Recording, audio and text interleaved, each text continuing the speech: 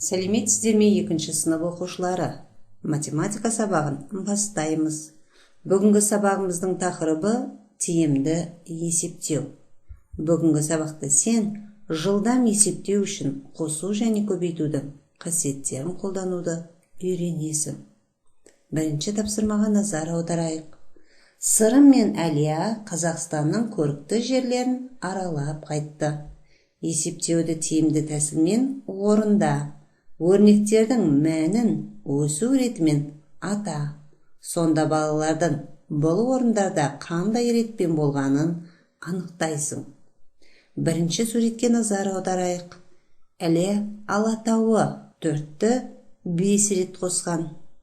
Өрнектің мәнін тиімді тәсілмен орындап көреміз. Ол үшін біз қосуды көбейтумен алмастырамыз. 4-ті 5-ке көбейтеміз. 4-ті 5-ке көбейтсек 20-ға тең. Екінші суретке қараймыз. Іле өзені 11 қосу 3 қосу 7 қосу 9. Өрнектердің мәнін тиімді тәсілмен табатын болсақ, 11-ге 9-ды қосамыз, 3-ке 7-ні қосамыз. 11-ге 9-ды қоссақ 20-ға тең, 3-ті 7-ге қоссақ 10-ға тең. Демек өрнектің мәні 30-ға тең. Көлсай 31 қосу 19 қосу 14 қосу 36. Тиімді тәсілмен орындау үшін 31-ге 19-ды қосамыз, 14-ке 36-ны қосамыз. 31-ге 19-ды қоссақ 50-ге тең, 14-ке 36-ны қоссақ 50-ге тең. Демек өрнектің мәні 100-ге тең. Алтын немел ұлттық табиғи саябағы 25 қосу 20 қосу 5. Тиімді тәсілмен орындау үшін 25-ке 5-ті, оған 20-ны қосамыз. 25-ті 5-ке қоссақ 30, 30-ға 20-ны қоссақ 50-ге тең. Алакөл 20 қосу 5 қосу 15 қосу 20. Тиімді тәсілмен орындап көреміз. 20-ға 20-ны қосамыз. 5-ке 15-ті қосамыз. 20-ға 20-ны қоссақ 40-ға тең. 15-ке 5-ті қоссақ 20-ға тең. 40-қа 20-ны қоссақ 60-қа тең. Қатонқарағай ұлттық табиғи саябағы 21 қосу 24 қосу 9 қосу 16. 21-ге 9-ды қосып аламыз. 24-ке 16-ны қосамыз. 21-ге 9-ды қоссақ 30-ға тең. 24-ке 16-ны қоссақ 40-қа тең.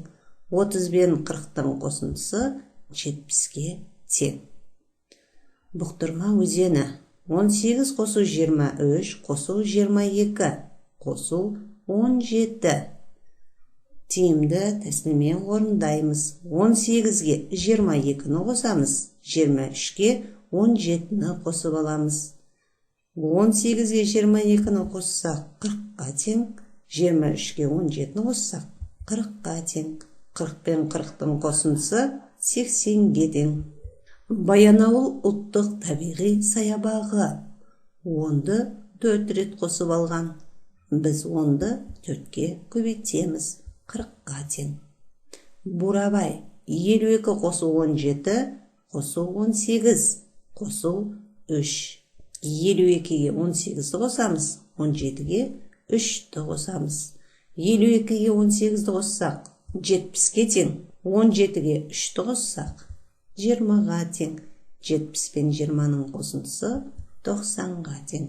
Балалар, өрнектердің мәнін өсу ретімен атап көрейік. 20 Іле Алатауы, 30 Іле өзені, 40 Баянауыл ұлттық табиғи саябағы, 50 Алтын немел ұлттық табиғи саябағы, 60 Алакөл, 70 Қатонқарағай ұлттық табиғи саябағы, 80 Бұқтырма өзені, 90 Бурабай, 100 Көлсай.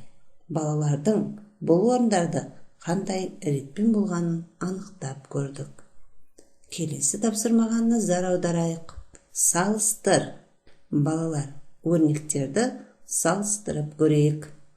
6 мен 4-тің көбейтіндісі 24-ге тең.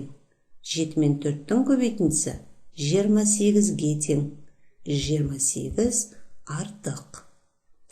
4 мен 9-дың көбейтіндісі 36-ға тең. 9 мен 4-тің көбейтіндісі 36-ға тең. Өрнектердің мәні: 24-ті 4-ке бөлсек 6-ға тең. 24-тен 4 азайтсақ 20-ға, 20-ны 5-ке бөлсек 4-ке тең. Демек 6 артық. 16-ны 4-ке бөлсек 4-ке тең. 4-ті 2-ге көбейтсек 8-ге тең.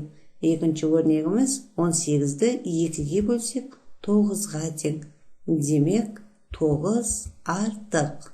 32-ні 4-ке бөлсек 8-ге тең. 8-ге 5-ті қоссақ 13-ге тең. 2-ні 4-ке көбейтсек 8-ге тең. 8-ге 16-ны қоссақ 24-ге тең. Демек 24 артық. 45-тен 12 мен 4-тің бөліндісін азайтамыз. 12-ні 4-ке бөлсек 3-ке тең. 45-тен 3-ті азайтсақ 42-ге тең.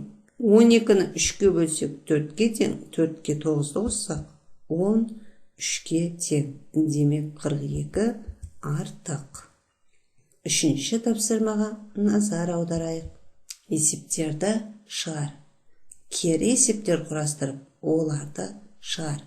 Саябақты көгалдандыру үшін әрқайсына 9-дан 3 қатар қайың көшеті отырғызылды. Барлығы неше көшет отырғызылды? Есептің шартын құрастырайық.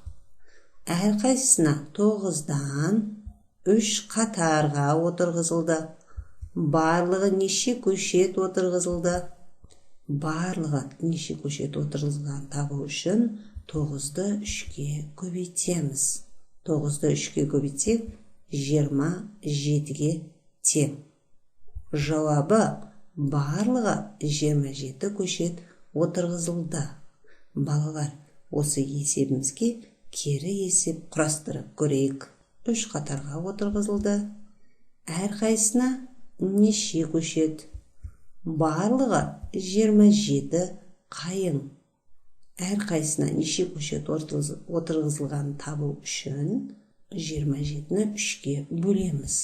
9-ға тең.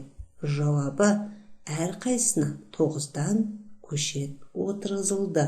Саябақты көгалдандыру үшін әртүрлі ағаш көшеті отырғызылды. Мәліметтер бойынша есептер құрастырамыз. Қайың 9 көшет, емен 6 көшет, терек 8 көшет, шырша 7 көшет отырғызылды. Барлығы неше көшет отырғызылды? Балалар, барлығын табу үшін біз ағаш көшеттерін қосып шығамыз. 9-ға 6-ны қоссақ 15-ке тең. 15-ті 8-ге қоссақ 23-ке тең. 23-ке 7-ні қоссақ 30-ға тең. Демек жауабы: барлығы 30 көшет отырғызылды. Келесі тапсырмаға назар аударайық. Есептерге өрнек жаз. Шағын зауытта 45 килограмм тыңайтқыш 9 қапшыққа салынды. Әр қапшыққа неше килограмм тыңайтқыштан салынды?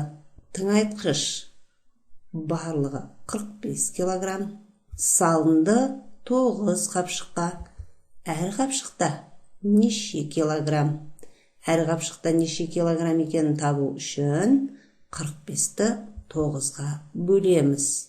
45-ті 9-ға бөлсек 5-ке тең. Жауабы: әр қапшыққа 5 килограммнан салынды. Келесі тапсырмаға назар аударамыз. Саябақты көгалдандыру үшін әрқайсында 9-дан 4 қатар қайың және әрқайсында 8-ден 3 қатар үйеңкі көшеті отырғызылды. Барлығы неше көшет отырғызылды? Қайың 9-дан 4 қатар, үйеңкі 8-ден 3 қатар. Барлығы неше көшет. Қайыңды табып алу үшін 9-ды 4-ке көбейтеміз. Өйіңкіні табу үшін 8-ді 3-ке көбейтеміз. Барлығын табу үшін көшеттерді қосамыз. 9-ды 4-ке көбейтсек 36-ға тең, 8-ді 3-ке көбейтсек 24-ке тең. 36-ға 24-ті қоссақ 60. Барлығы 60 көшет отырғызылды. Балалар, бүгінгі сабақ сендерге түсінікті болды деп ойлаймын. Егерде сабағым түсінікті болса, лайк басып, каналға тіркелуді ұмытпа. Сау болыңыздар.